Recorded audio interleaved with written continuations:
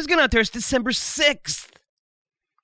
I'm Frank Curzio. It's the Wall Street Unplugged podcast where I break the headlines and tell you what's really moving these markets. So earnings season, basically over. So on the economic front, for now, CPI, Fed meeting come out next week. So when it comes to news flow, not so busy.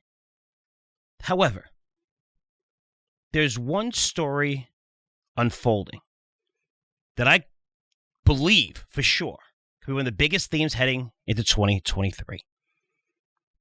If you're an investor who is 100% long stocks, what I'm about to say right now should scare the crap out of you. Let's start on Thursday. Blackstone announced it's selling its stake at MGM Mandalay Bay, two great assets located on the Vegas Strip, for $5.5 billion. Not a big deal, right? Look at Blackstone as an alternative asset manager with about $900 billion in assets under management, making it, I believe it's the largest private equity firm, if not very, very close. They were largest in 2020. I don't know where they are now, but very, very close. Founded by none other than Steven Schwarzman, legend in the private equity industry. And 5 years ago, it launched a new product called Blackstone Real Estate Income Trust, BREIT, B-R-E-I-T for short. So it's a REIT, but the catch is that it's not publicly traded. It's a private REIT. So Blackstone raised tens of billions of dollars to buy residential real estate properties and apartment buildings. And people were lined up out the door to get in. Investors were pouring in over $2 billion a month into this investment through 2021 and most of this year. This fund returned about 15%, they say safely, to investors over the past 3 years or so on an annual basis. Now it has over $70 billion just in this fund. Barron's are reporting that real estate exposure in total is around $140 billion, but $70 billion just in this fund, which we'll focus on, which amounts to 8% of total assets. Pretty significant. If you look at the 140, it's even bigger, 15%. With this fund alone, through Blackstone, has been generating a fortune. Charges 1.25% of net assets on BREIT, so not so bad, right? That's not so bad. But, of course, they also charge a performance fee of 12.5% and has a hurdle rate of 5% of the company's cost of capital for the fund. So Blackstone's fee-related performance revenue, big word, big phrase, fee-related performance revenue. That's a big metric in private equity funds of how to value, just like same-store sales is to retail. I won't bore you with the details. I'm just letting you know.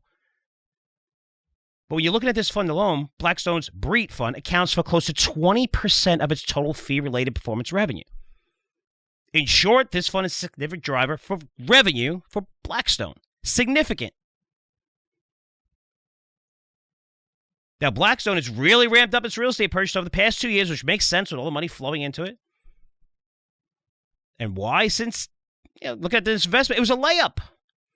Buying tons of residential real estate, apartment buildings, rental properties on school campuses, and renting it out at record high rates. As we look at rental prices, have surged post-COVID. And that's why you're seeing the amount of properties they bought over the past 2 years have surged. And the amount of people dying to get into this fund have surged, those assets under management.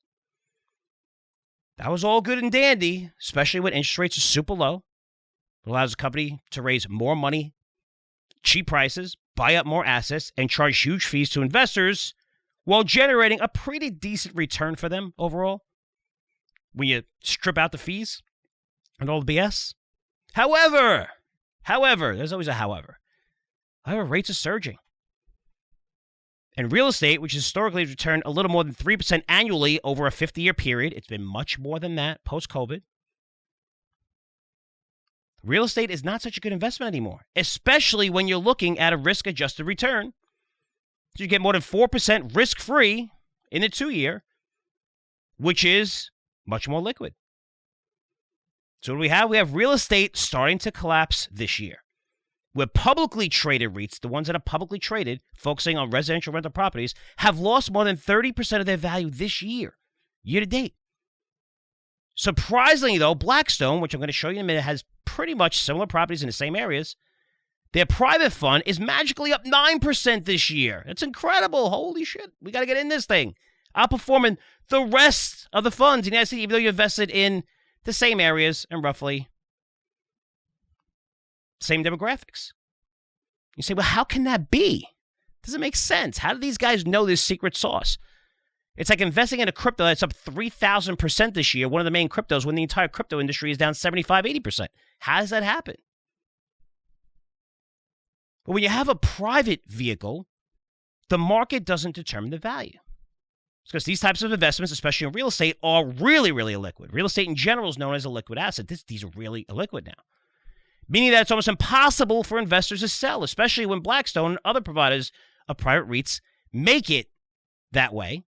Almost impossible for investors to withdraw funds, limiting the amount of redemptions to 2% of the total assets under management in that fund each month, and capping out at 5% for the quarter. So this helps keep the value artificially higher, similar to what we saw in the credit crisis. And real estate was collapsing. You had a couple of people, not many, who saw it coming.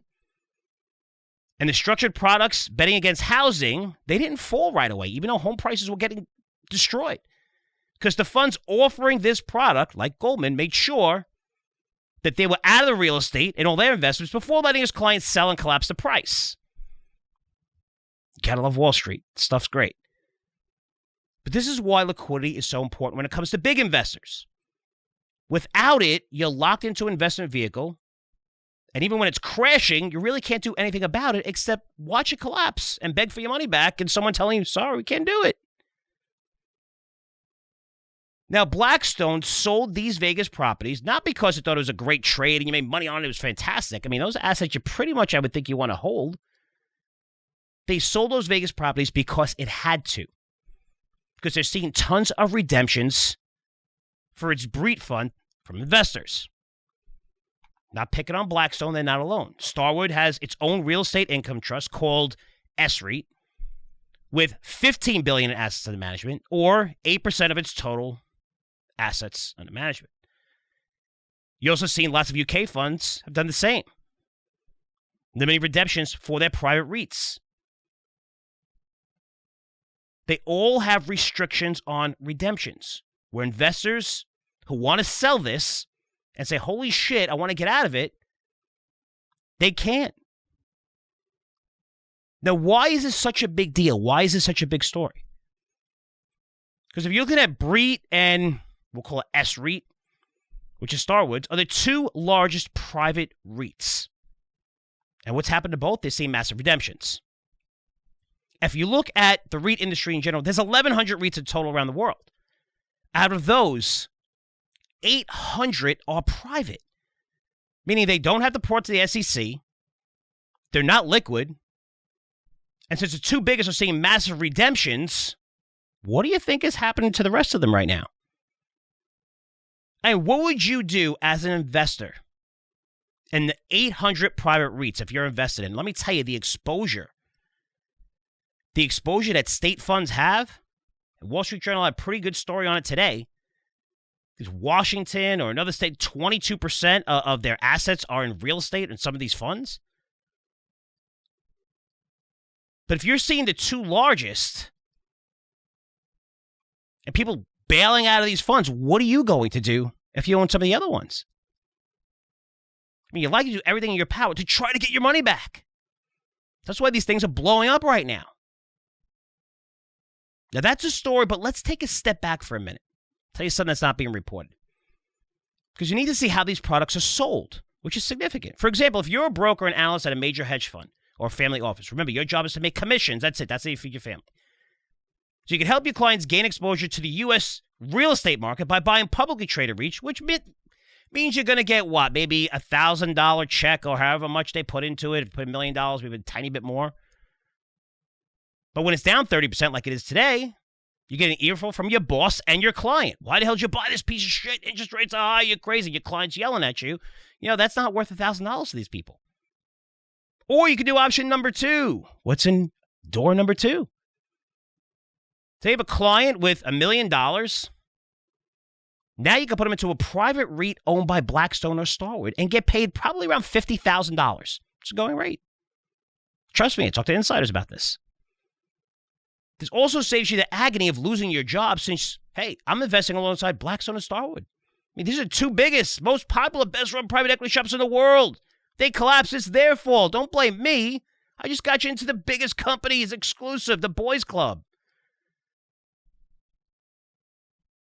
Easy to pass through compliance, your boss and everything. Plus, you get a bigger paycheck. It makes sense, right? So that's why you saw so much money, $2 billion just in Blackstone's REIT fund alone a month was going into it. There's people lined up more. We need to buy more houses. You got to see how much real estate they bought over the past 2 years. It explains why these funds have grown into tens of billions of dollars the past 12 to 18 months. The broker who sold his private REITs getting 5%. The fund is making 1.25% management fees, plus over the past couple of years, 12.5% performance fee, nice 5% hurdle rate, which really eats into returns. But it's safe. It's real estate. Where did we hear this before? I think I heard this. In 2004 to 2007, pre-credit crisis. Real estate was surging. It's safe. It's fine. You have nothing to worry about. It's great. But now with rates surging, real estate prices starting to collapse, those returns suck right now. And everyone is asking for their money back. Or most people are. And they want it back right now. So Blackstone and Starwood have special clauses. Again, only limiting those redemptions to 2% of the fund's total assets per month, 5% for the quarter, max. So what does Blackstone have to do to cover this? They have to raise money. Or they need money, right? That's why they sold the $5.5 billion in 2 of their most prized properties. That's what you do when you need money. You sell the things of most value. That's what you're going to get the most money on. That's what happens during liquidity crisis. You're not going to sell a shit that's down 70, 80, 90%. Hey, this stuff looks really good. It's up. $5.5 billion right in our pocket. Not bad. Which, again, they sold because they had to, not because they wanted to. Now, Blackstone has $1.4 billion in cash on hand. Dug into this. Seems like a lot, but its backlog of redemptions just from November was $1.7 billion. Probably over $5 billion now in total. Again, that's the most they could redeem. But every month that goes by is like another $1.7 billion, so $5 billion over the past 2 months. Again, this is reported by Wall Street Journal, picked up in the story today, which is starting to bring a little bit more attention to it, but not enough. Say Blackstone has a $7 billion credit facility, but that's something they're going to have to tap. I mean, think about it, with its funds, even with the restrictions. $2 billion every month, $2 billion every month, $2 billion. It's going to go lower and lower. Assets go lower. I think those assets now went from $70 billion, now it's $65 billion. It's going to go lower and lower. It's going to cause the price. What are you doing? You're selling assets. You got to sell assets. As you're selling these assets to redeem the money, they're going to go lower and lower and lower. People are going to continue to ask for their money back.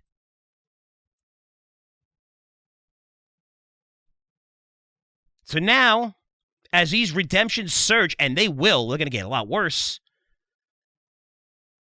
you're starting to see it come up in a lot of places. And redemption is a very scary word. I mean, crypto investors are pretty familiar with it. What happened when BlockFi announced redemptions? A while ago, before FTX bailed them out, then FTX, everybody knows that story by now. They halted redemptions. Voyager, Celsius, Genesis all announced that it was holding redemptions in either their whole business or certain parts of their business. And what happened? Everyone rushed to take their crypto out of these firms. Not just those firms, though. As well as firms that are solvent, that have good balance sheets, like Coinbase and Binance. There's more Bitcoin that's been removed from these platforms that's now in cold storage than ever before. Massive amount of exodus. Hey, I want to hold this. I want to keep it in my cold wallet, which is offline, just in case if it's frozen, you're going to lose it. And I want my Bitcoin forever. I want to hold it forever, but if you're holding it, maybe you said that in Celsius, maybe you said that in Voyager, and now you could be screwed. But as redemptions surge for these private real estate funds, it's going to eventually lead to the selling of properties. I don't know if you've ever been in this type of environment. You can say stocks or whatever, or cryptos, it gets sold. Everything gets sold at whatever price. I mean, you have to sell something immediately. If you're forced to sell, especially when the markets are unfavorable, which they're becoming unfavorable in real estate across the U.S., there's certain areas that hold up a little bit. But think about 2007, 8, and 9.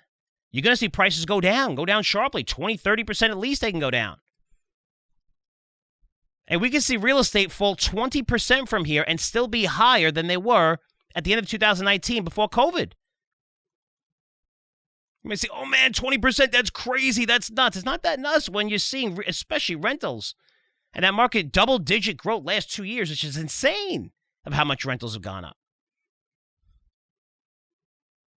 And you say 20, 30% is crazy. The publicly traded REITs, Camden Property Trust, Mid-America Apartment Communities, Essex, these are names I've researched.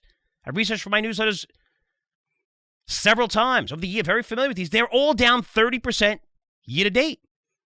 And when you look at these properties, which I've done the homework here, to compare, Camden has huge operations in the South and the West. That's where most of their properties are. Essex, huge operations in Western U.S. Mid-America Apartment Communities. You think Mid-America, it's big operations in the Southeast and Southwest regions. This is the same regions, demographics, and Blackstone's REIT fund, which is private.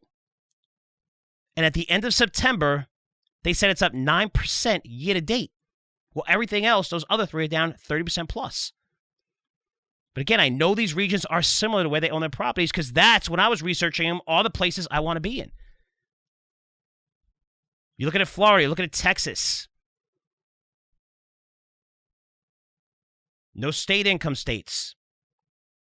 Holding up much better than other places. So if you're going to move from places like California, New York, where you're giving away 60% of your salary, like F this, I'm going to go to Florida, Texas, Nevada.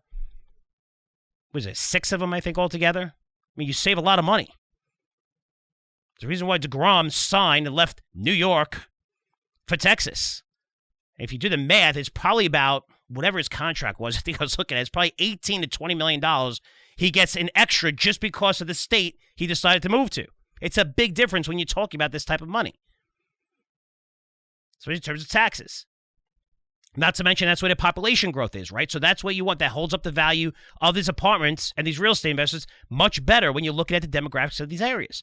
So they're all kind of in the same areas. That's where the growth is.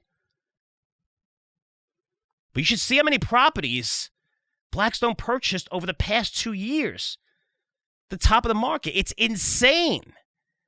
Again, I dig through this, probably about 5 or 6 extra clicks to get in, but you will see it. They have 20 pages of all the investments that they made. And yes, they're going to say occupancy above 90%, 90%, 90%, whatever.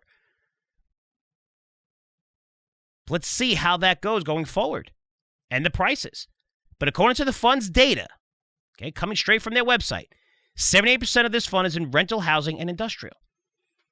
It says the fund invests in rental properties where rental growth exceeds inflation. Think about that. I don't want to get too complicated here. Rental growth exceeds inflation.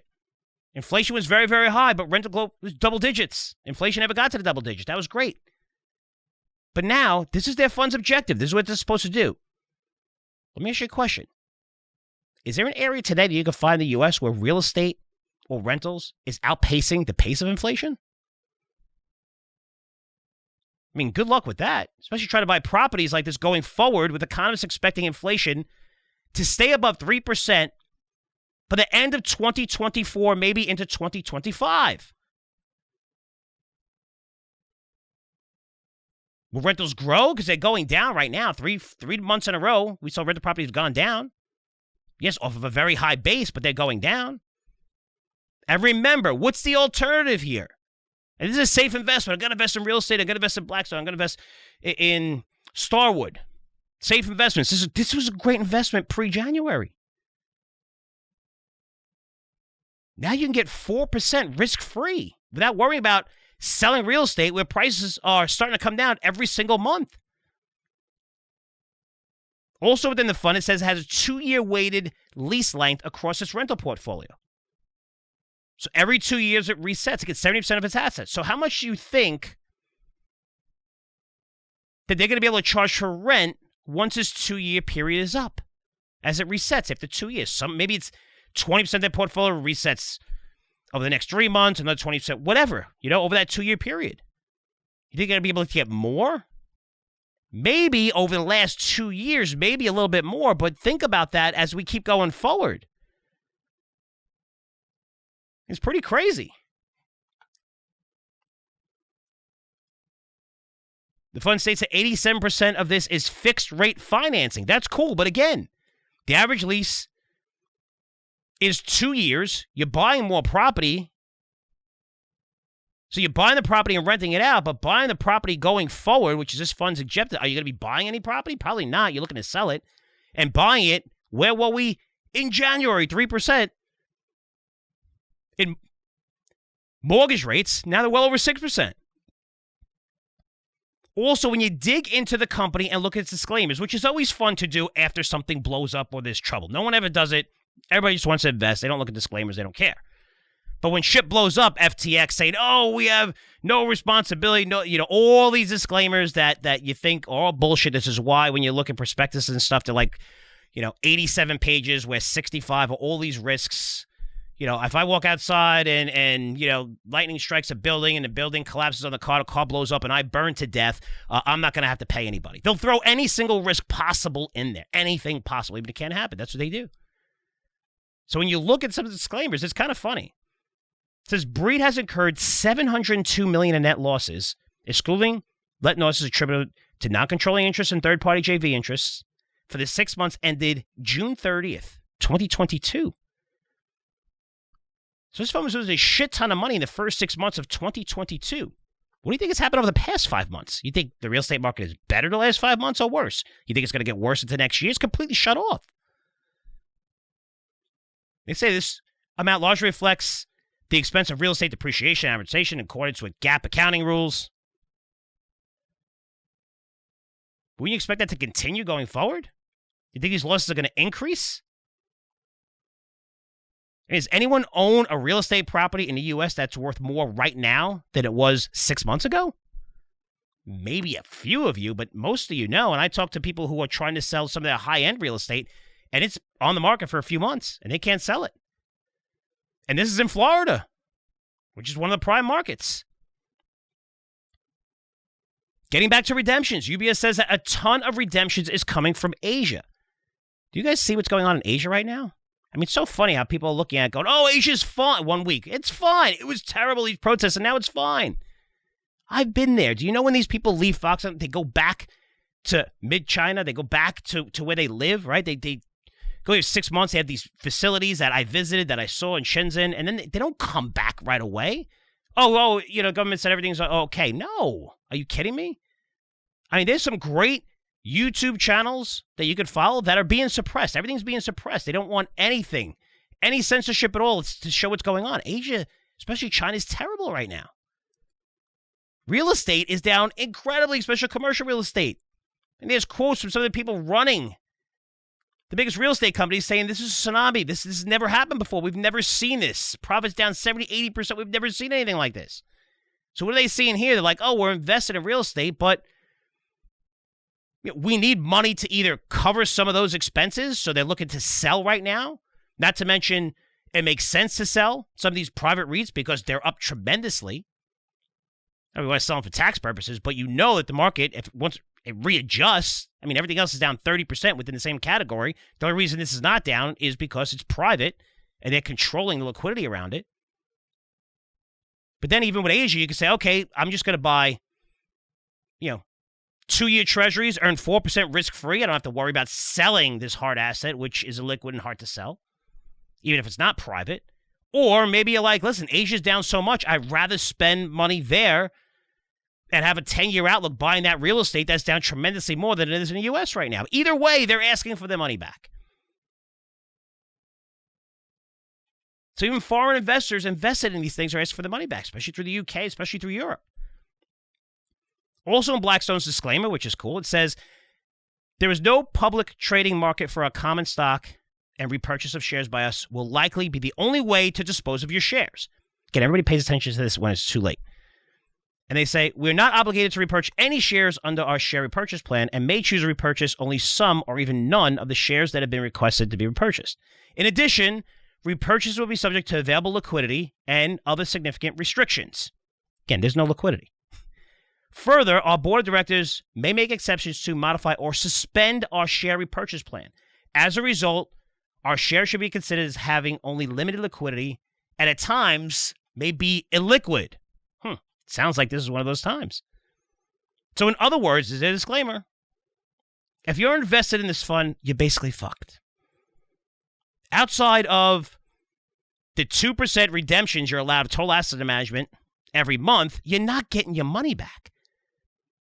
But this ends up to be a lot of money if you're looking at 2%. It constantly drags more and more and more, which is going to mean I'm going to have to sell more properties, which they've done. More of their good properties. And this is just, I'm just talking about Blackstone. Look at the whole industry. But as investors, I guess it pays to read the fine print. Sometimes. It's not easy. Disclaimers everywhere. So what does this all mean? If you look at real estate prices, they're likely, very likely, very, very likely to collapse in 2023 and probably into 2024. Since there's no demand to buy these homes, where money already dedicated to be invested in real estate is locked up and they're trying to get it out. Also, if you're looking from the individual investor, which a lot of these funds have ties to, is individual investors, these apartments. We've seen the saving rate collapse at 3%, lowest level in decades. Well, that credit card debt's going through the roof. Again, this is the second time. I got one from E-Trade last week, which I posted on Twitter, at Frank Curzio if you want to follow me. And now I just got one from Bank of America, who have my business accounts and personal accounts. And it said, hey, Frank, open up to HELOC loans. Home equity lines of credit. That's what they're trying to sell. Which is crazy. Because people need money more than ever. But now, the one place where they are rich, or cash rich, I shouldn't say really cash rich, is the equity in their homes, which has gone up significantly, but now it's coming down, and it's very difficult for them to take out money, unless they're going to do it at a much, much higher rate, which isn't that bad if you're taking out 6, 7, even 8%, if the average credit card loan is what, 19% record high right now. Let me take this equity out of my house. We also had that worked out, right, during the credit crisis, and pay off my massive credit card loans, which makes sense, again, if you could borrow, but you're still going to have to pay that back at 8%. That's why you see the saving rates go lower and lower and lower. Not to mention, where's the demand coming from with individual homes? Who's going to be buying these homes where rates are 3%? 3% at the beginning of the year. Now mortgage rates are over 6%. This reminds me of 2006, early 2007, when the cracks in the foundation started to show. This is where New Century Financial Corp started to see massive losses. This was February 2007. You know what? Nobody gave a shit. In June, 2 Bear Stearns hedge funds announced $4 billion in losses out of nowhere, which were based on real estate and subprime. Again, if you paid attention.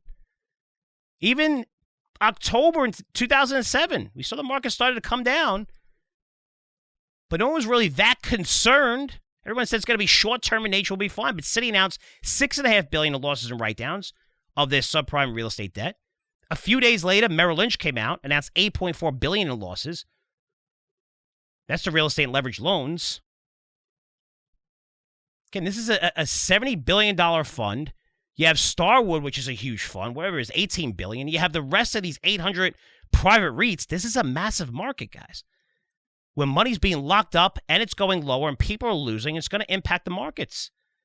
But remember, all that stuff had happened before the actual crisis in 2008 when the markets really crashed. And we found out, wow, there's actually a real credit crisis. And there's a lot of leverage in real estate then. And to be clear, this is not the same scenario. There won't be a credit crisis. There's much less subprime real estate in the bank's balance sheets. Every year they go through stress tests. But it was funny because on Squawk Box this morning, I saw Jamie Dimon talking about this. Banks are in the best shape in the history of the country in terms of their balance sheet. You're right. That's fine. That doesn't mean real estate's not going to absolutely collapse from here. just because the banks are better. It means that we're not going to have a credit crisis where the Fed had to do something it's never done in history and inject tons of money into the banks, backstop everything, get warrants, AIG, Fannie and Freddie, which again led to the consequences of COVID because they figured, let me spend $11.5 trillion. The last time we spent money, we kicked ass in the markets. We bought all these assets. We just sat on them and waited. We still don't know what to do with Fannie and Freddie after 2 years. Right? After 2 years of putting them in conservatorship, they're making billions and billions and billions every quarter. Right? They own so much real estate the government owns that they said, well, let's just keep it in conservatorship and make the money. Bill Ackman was arguing about that. That's bullshit. They should be publicly traded entities. I'm like, why is this guy bothering fighting against the government? There's so much better things or better investments to do. The government doesn't have to do anything. They just sit there and do nothing. And that's what they did with these investments. But now that led to, hey, let's spend a limited amount of money. It worked last time. Well, it didn't work this time. It's a big difference giving it to the banks to shore up confidence than giving it directly to consumers and businesses that just spent all of this, where earnings are inflated so much, profits inflated so much, because you pulled forward probably 3 years of demand, and now you're removing all this liquidity from the market. So when Jamie Dimon and people say the bank's balance sheets, they're right. It doesn't mean that we're not going to collapse when it comes to real estate, which we're going to see in real estate. It's inevitable.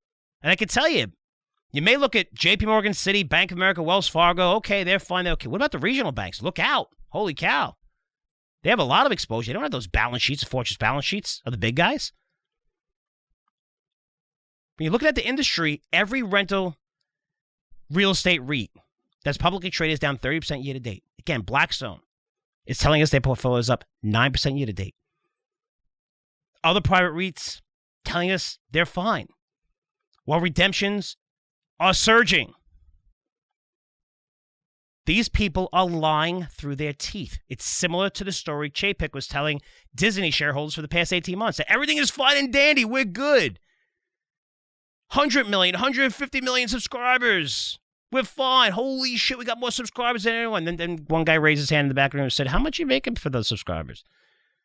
Those numbers were available. I've been telling you guys for 18 months. Oh, about, internationally, $1 and change, and, maybe like $4. Oh, that's weird because everyone else in the industry is generating 11, 12 per name, meaning that you're giving this service away absolutely for free. Numbers matter. Numbers matter, guys. We're in a market where numbers matter. They didn't matter in a growth market with 0% interest rates and you can add as many subscribers.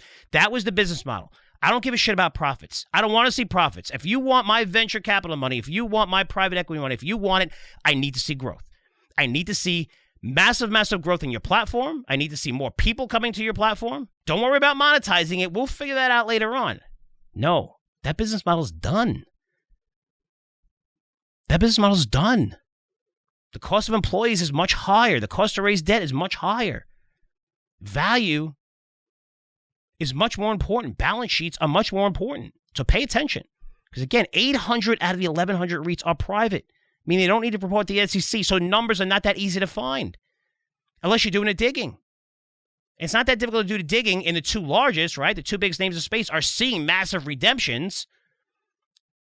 But they're seeing massive redemptions, and if they're seeing it, the entire private REIT industry is seeing the same thing, and likely even more redemption requests. And just forget about the numbers for a second. Common sense. Who wouldn't want their money back right now after seeing Starwood and Blackstone announce that they're limiting redemptions? It's like Apple, Google, and Microsoft announcing that conditions are absolutely horrible. We're laying off employees. Things are bad. And you have all these chip makers and hardware and software companies coming out and telling you, you know what? Things are great for us. Tech is on fire. These big guys with fortress balance sheets, they have no idea what's going on. Really? I think they do.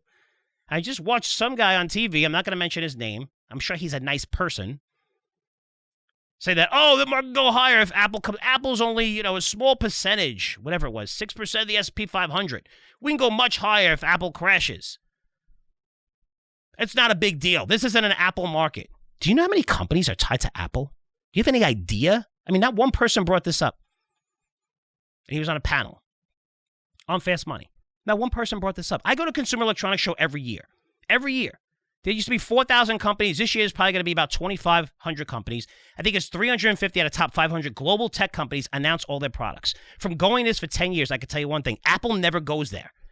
Apple's one of the few companies that you'll never see there. However, 80% of those companies are talking about products that work with Apple, whether it's apps, whether it's services, whether it's Samsung making parts for them, whether it's Gorilla Glass for Corning.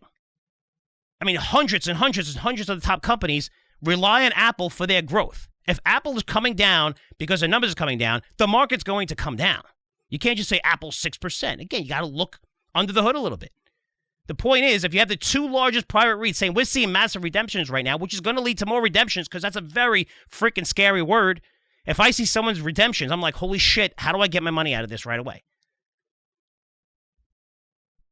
So the two biggest are seeing it. You know the whole industry is seeing it across the world.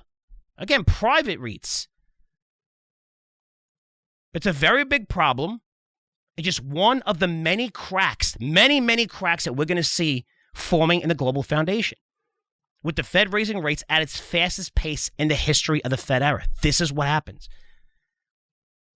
To think there's going to be no consequences. Listen, Jamie Dimon said, we're going to see a mild, maybe a little bit more difficult recession. It's laughable. We're in uncharted territory. We've never seen anything like this. You can say, well, back in the 80s. Yes, back in the 80s, we had similar inflation. If it was calculated the same way that it was calculated in the 80s, our inflation would be double where it is today. Again, they revise it to keep it lower. That's why rental income is such a big component, because rentals never go higher. They go higher by like 3%. Even during the boom leading up to the credit crisis, where real estate surged, same thing, rentals kind of stayed steady. So let's make that a bigger component of CPI. This way we don't really have inflation. We could spend as much money as we want, keep interest rates low. Politicians are freaking happy. Everyone's happy. Assets are doing great. Now it's coming back to bite you in the ass because rentals don't come down fast enough. That's why the CPI, they're looking at the CPI saying we need to see 2%. You're not going to see that till end. Nobody has a CPI going to 2% by the end of 2024. There's not one economist in the world right now that says it's going to 2% or lower by the end of 2024. And that's what the Fed says they need to see before they start to pivot and lower rates. That's a long time from now. 24 months of hell it could be. So to think there's no consequences raising by 75 basis points 4 times in a row, and you still expect to raise rates into next year, it's extremely naive. Next few days and weeks, going to be really digging into this. See who has the most exposure. What other sectors inside and outside real estate will this impact the most? Will the Fed need to bail out this industry, which means more inflation on the way if they're spending more? Or does it mean real estate prices are likely to fall much faster due to forced selling, coupled with the rise in unemployment rate if we see that over the next 12 months? Will this cause inflation to fall faster than expected to where the Fed may look to lower rates next year, which, again, is not on the table for most people. It's not on the table. Not if you listen to the Fed. You might say, Frank, that's a positive. That's good. Hold on. Because in order to see that happen and the Fed pivot, we need to see the real estate market fall sharply from these levels. We need to see corporate profits absolutely collapse and unemployment skyrocket. That's not a good environment we're going to have to see before the Fed decides to reverse course. That's the only way we see inflation come down very, very fast. So it's head you lose, tails you lose. It's not a good environment. So again, looking at the Fed deciding to pivot, that's well into the future. It's not 2023. But next year, again, looking at this, one of the many cracks you're going to see in the foundation, the unintended consequences of shutting down the biggest growth driver in world GDP, which is real estate. Just shutting it off. That's what the Fed did. Shut it off like a faucet. Not like, oh, let's gradually. Nope. Turn it off completely. This is where a bulk of the household wealth comes from. Remember, household wealth and spending, these are sentiment indicators. When people feel like they're richer, they spend more. When they feel like they're poor, they spend less. Household wealth was at record highs. You know what comprises of household wealth? 2 things. It's your stocks and your real estate.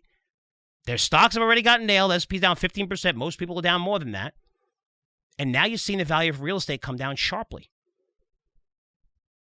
So I can't see investors, even businesses, increasing spending in 2023 under these incredibly difficult conditions. So this is what I'm looking at into 2023. There's going to be winners and there's going to be losers, more losers than winners.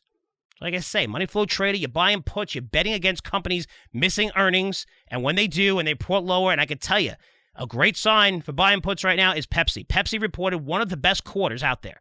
They reported early in the cycle, early for Q3. So we have tons of pricing power, great profits, awesome, seen across all regions. Now they just came out and said they're firing employees. They're laying off employees.